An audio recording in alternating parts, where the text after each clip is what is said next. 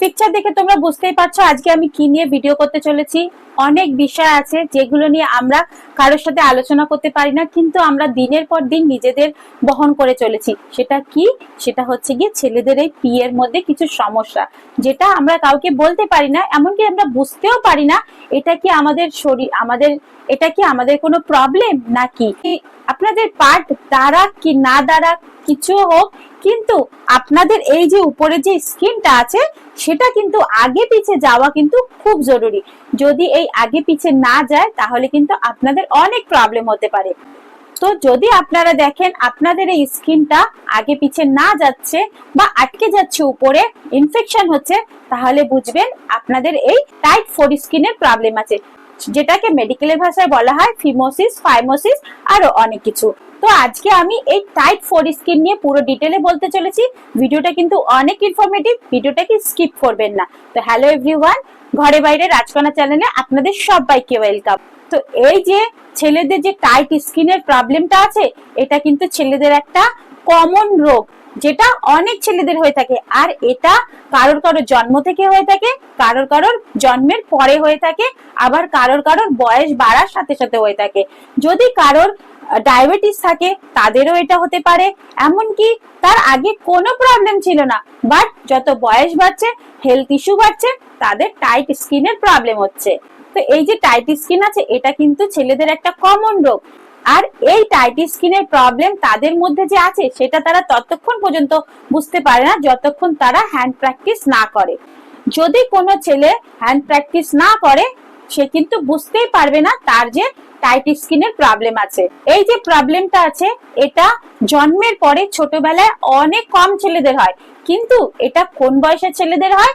যখন ছেলেরা তাদের পিউবার এজ হিট করেছে, যখন তার পার্টস বড় হচ্ছে, যখন পার্টসে ইরেকশন আসছে, তখন তারা বুঝতে পারছে তাদের যে স্কিনটা সেটা পেছন দিকে যাচ্ছে না, তাদের যে পিয়ের মাথাটা আছে সেটা আটকে আছে।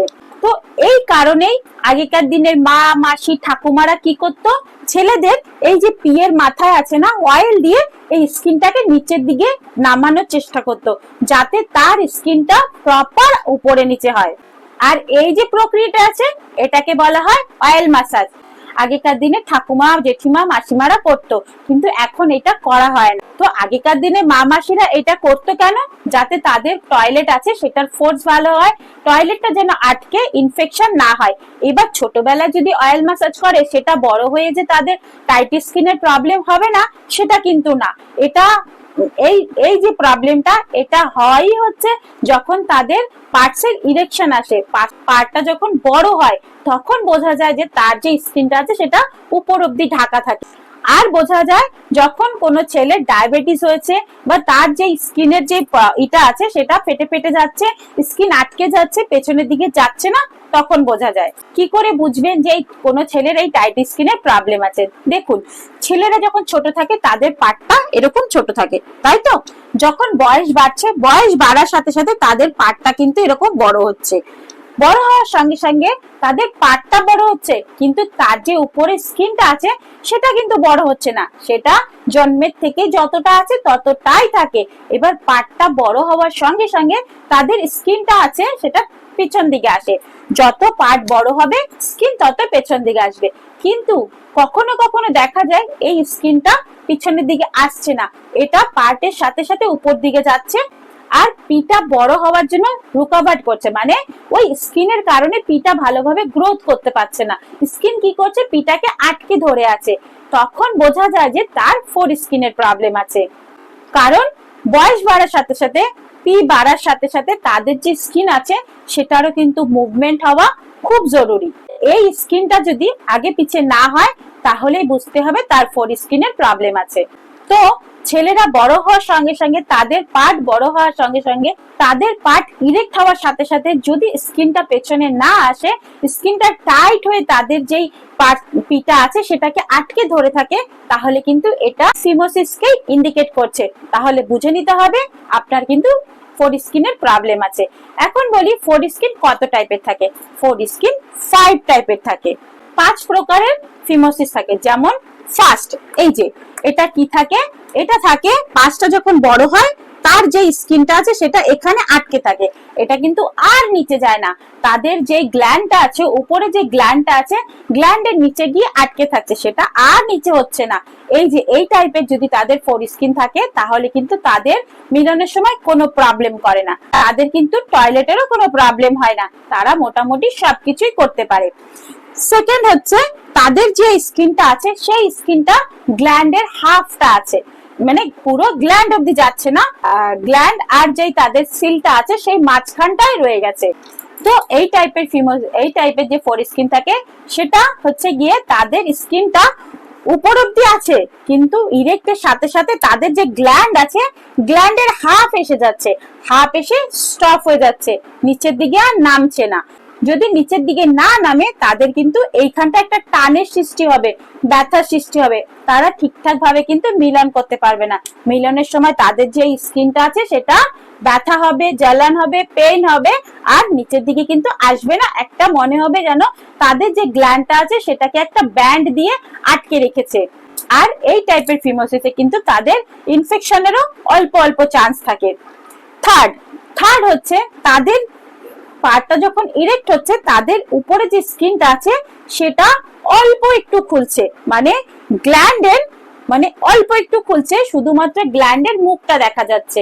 তাদের এই টাইপের যাদের থাকে তাদের কিন্তু মিলনে প্রচুর প্রবলেম হয়, প্রচন্ড পরিমাণে পেইন হয়, এমনকি তাদের ভালোভাবে নিচের দিকে না যাওয়ার কারণে তাদের যে এই যে এরিয়াটা আছে, মিডিলের এরিয়াটা আছে, ওখানে কিন্তু স্ম্যাগমা জমা হয়ে যায়, আর অনেক সময় ইরিটেট হয়, ইচিং হয়, এমনকি তাদের ইনফেকশনও হয়ে যায়। আর এই থার্ডের যেরকম থাকে তারা কিন্তু উপরে যে ছোট মতো গ্ল্যান্ডটা ওটা কিন্তু অল্প একটু দেখা যায়, তারা কিন্তু ইউরিন পাস করতে পারে বাট স্কিনটাকে পেছনে নিতে পারে না। ফোর্থ হচ্ছে তাদের স্কিনটা একটুখানি খোলা থাকে, যেখানে শুধুমাত্র তাদের যেই হোলটা আছে যেখান দিয়ে ইউরিন আসে সেই জায়গাটুকু খোলা আছে, তারা কিন্তু ইউরিন পাস করতে পারছে কিন্তু প্রপার ভাবে ইউরিন বেরোচ্ছে না। ফোর্থ টাইপের যে ফোর স্কিন আছে এটা হলে কিন্তু অনেক প্রবলেম হয় মিলনে। কেন? তারা শুধুমাত্র ওই জায়গা থেকে ইউরিনই পাস করতে পারে, ওটা কিন্তু পিছনে নিয়ে একদম পরিষ্কারও করতে পারে না, আর পিছনে যায়ও না। এবার পিছনেই যদি না যায় তাহলে তারা কি মিলন ঠিকঠাক মতো করতে পারবে? পারবে না। তাই এই টাইপের ফোর স্কিন কিন্তু অনেক পেইনফুল হয় আর অনেক ব্যথা হয়, কেন পিছনে যাচ্ছে না, তার ফলে তাদের যে এই যে উপরে যে স্কিনটা আছে, এই যে উপরের যে স্কিনটা আছে এই স্কিনটার মধ্যে অনেক ব্যথা হয়, কেন স্কিনটা নিচের দিকে আসছে না। আর ফিফথ টাইপের যাদের থাকে, যেমন এরকম থাকলো তাদের যে উপরে আছে, উপরে এই যে স্কিনটা আছে, শুধুমাত্র তাদের যে স্কিনটা আছে সেখানে একটা হোল থাকে, মানে ছোট্ট মতো একটা ছিদ্র থাকে শুধু টয়লেট পাস করার জন্য, কিন্তু তারা টয়লেট পাস করার সময় অর্ধেক টয়লেট বাইরে পড়ে, অর্ধেক টয়লেট ভেতরেই থেকে যায়। তাদের যে স্কিনটা আছে ওটা একদম পেছন দিকে যায় না। আর এই টাইপের যদি কারোর ফোর স্কিন থাকে তাহলে কিন্তু তাদের ইনফেকশনের অনেক চান্সেস থাকে। কেন? আপনি যতই চেষ্টা করুন না কেন, আপনার যদি এই টাইপের ফোর স্কিন থাকে এটা কিন্তু আপনি পরিষ্কার রাখতে পারবেন, কারণ এই টাইপের যে ফোর স্কিন আছে সেটা কিন্তু একদমই পিছনের দিকে যাচ্ছে না, একদমই পিছনের দিকে না যাওয়ার কারণে ওখানে কিন্তু ইনফেকশন হয়ে যাচ্ছে। তো এখন বলি এটা হয় কেন? এক্সপার্টেরা বলেছে, ডক্টরেরা বলেছে এটা কিন্তু একটা বাচ্চা বয়সের রোগ, যেটা কিন্তু বড় হতে হতে তারা বহন করে নিয়ে চলেছে। তো ডক্টরেরা বলেছেন এই যে কারণটা আছে এটা কিন্তু অনেক ইনফেকশনের দিকে আছে, যেমন হচ্ছে fungal infection, urine infection, balanitis, diabetes, এই সকল কারণগুলোর জন্য কিন্তু এই যে ফোর স্কিন এটা কিন্তু প্রবলেম হতে পারে। তো এখন তো আমরা জানলাম এটার কারণ কি হয়, এটা হলে তাহলে কি প্রিকশন নিতে হয়। সবার প্রথম হচ্ছে হাইজিন। কারোর যদি এরকম ফোর স্কিনের প্রবলেম থাকে তাহলে কিন্তু আপনাকে হাইজিনের দিকে খুব ধ্যান দিতে হবে। যদি আপনার এরকম ফোর স্কিন থাকে আর যদি আপনি স্কিনটাকে পেছনে নিয়ে পরিষ্কার না করেন, ওই জায়গায় ইউরিন জমা হয়ে থাকে, আর ইউরিন জমা হয়ে থাকলে সেখানে কিন্তু ইনফেকশন হয়ে যায়। তার সাথে সাথে ছেলেদের যে পি আছে, তার যে গ্ল্যান্ড আছে তার আশেপাশে স্প্যাগমা জমা হয়ে যায়, যেটা কিন্তু ক্যান্সারের একটা সেলস। এবার যদি আপনি ওই জায়গায় স্কিন সরিয়ে পরিষ্কার না রাখেন বা স্কিনের ভেতরে যদি পরিষ্কার না রাখেন, তাহলে কিন্তু সেগুলো কিন্তু ইনফেক্ট করে আপনার পিয়ের মাথাকে, যেটা কিন্তু ব্যালানাইটিস নামে পরিচিত। এছাড়াও আপনাদের কিন্তু অনেক দুর্গন্ধ আসে। আর এইসব কারণগুলো যদি আপনার থাকে, তাহলে কিন্তু আপনি কখনোই ভালোভাবে ইন্টার করতে পারবেন না।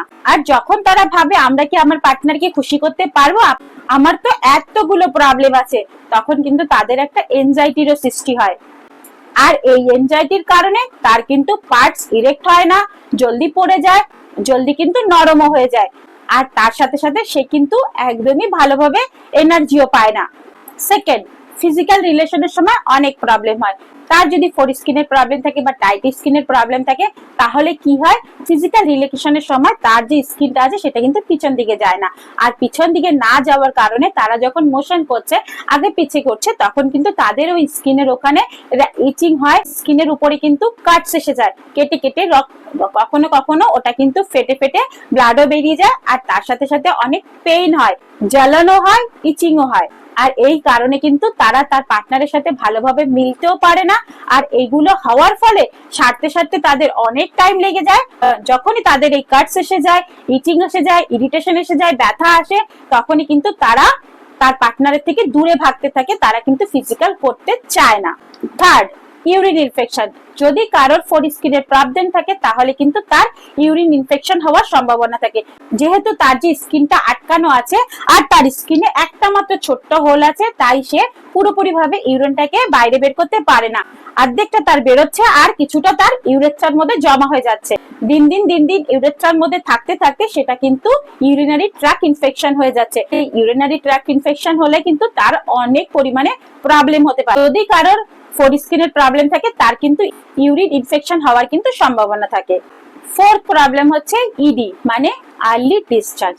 যদি কারোর ফোরস্কিনের প্রবলেম থাকে, তাহলে তার যে মাথাটা আছে সেখানে কিন্তু হাইপার সেন্সিটিভিটি হয়ে যায়। তার স্কিন পেছনে না যাওয়ার কারণে তার ওই জায়গাটা ইনফেকশন হয়ে যাচ্ছে।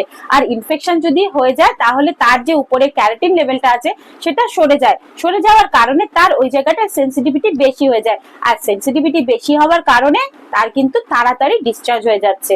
ইডির প্রবলেম তো হবে, তার সাথে সাথে আপনার পার্টনারও স্যাটিসফাইড হবে না, আপনিও স্যাটিসফাইড হবেন না, ফলে দুজনের মধ্যে কিন্তু আনবান লেগেই থাকবে।